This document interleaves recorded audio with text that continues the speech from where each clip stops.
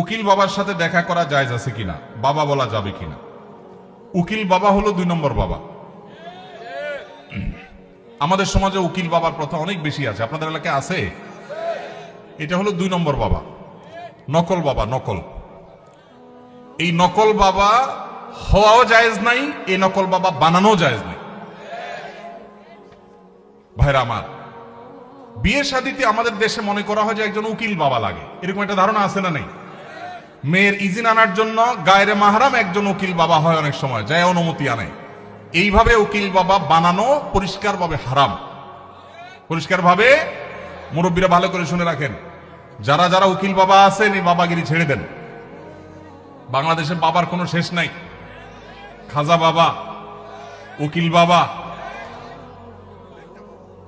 ন্যাংটা বাবা, কত বাবা আছে।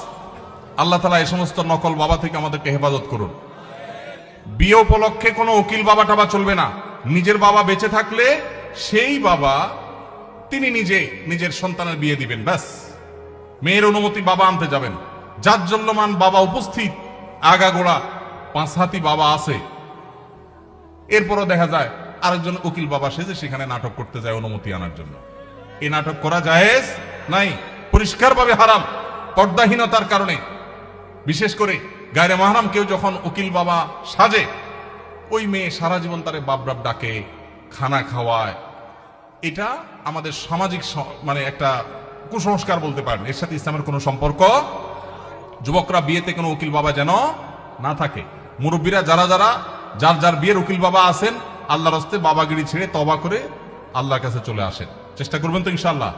এই উকিল বাবার নাম দিয়া পর্দাহীনতা 2 নম্বরই হাজারটা জিনিস হয়। নিজের বাবারই খবর নাই, কিসের আবার উকিল বাবা? হ্যাঁ, উকিল বাবার লগে বললো ভাগছে কোন মেয়ে। আল্লাহ মাফ করুক আমাদেরকে। ওই যে বেশরিয়তি কাজ করলে তো একটা না একটা অঘটন ঘটবেই, এই জন্য এই সমস্ত অন্যায় কাজ করা যাবে না। আমাদের পরিবারে অনেকে অনেক সময় বড় রোগে আক্রান্ত হন, যেমন cancer, brain tumour, liver cirrhosis ইত্যাদি। এই ধরনের রোগের চিকিৎসার ক্ষেত্রে অনেকে তার পুরো সম্পদ বিক্রি করে ফেলে, নিঃস্ব হয়ে যায়। শরীর দৃষ্টিকোণ থেকে কতটুকু সম্পদ ব্যয় করা উচিত এবং ইসলামের নির্দেশনা কি? যদি আল্লাহ না করুন কেউ দুরারোগ্য ব্যাধিতে আক্রান্ত হন, তার চিকিৎসায় লক্ষ লক্ষ টাকার দরকার হয়, তার জমি জমা বিক্রি করা লাগে। প্রশ্নকর্তা ভাইয়ের জানার বিষয় হলো তার টোটাল অ্যাসেট থেকে কত পার্সেন্ট তার নিজের ট্রিটমেন্টে খরচ করা যাবে? এর উত্তর হলো এর কোনো পার্সেন্টেজ শরীয়ত ঠিক করে দেয় নাই। তার ট্রিটমেন্টের জন্য যদি তার টোটাল সম্পদও বিক্রি করা লাগে, সেটা বিক্রি করার অধিকার ইসলাম তাকে পরিপূর্ণভাবে দিয়েছে। মানুষের সম্পদের ক্ষেত্রে শরীয়ত তাকে এতটা স্বাধীনতা দিয়েছে যে তার সম্পদ কি করবে না করবে এক্ষেত্রে কারোর সেখানে কোনো নাক গলাবার অধিকার। সন্তানদের এটা বলার অধিকার নাই যে বাবা তুমি নিজে চিকিৎসায় সব খরচ করবো, আমরা কি করব, এটা বলার অধিকার নাই। অনেক কুলাঙ্গার সন্তান আছে, বাবার এরকম সিরিয়াস পর্যায়ে হয়ে গেলে জমি বিক্রি করতে দেয় না, বরং বাধা দেয়। আছে না নাই? মনে রাখবেন, বাপদাদার সম্পদ দিয়ে মানুষ ধনী হয় না, হলেও সেটা সাস্টেইন করে না, টেকসই হয় না।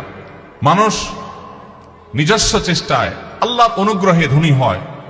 বহু বড় লোকের ছেলেরা একসময় রাস্তায় মানুষের কাছে হাত পাততে হয়। এই জন্য বাবার সম্পদ, মায়ের সম্পদ, সেগুলোর জন্য কামড়াকামড়ি করা, তাদের হক নষ্ট করা, এগুলো আমাদের মূর্খতা।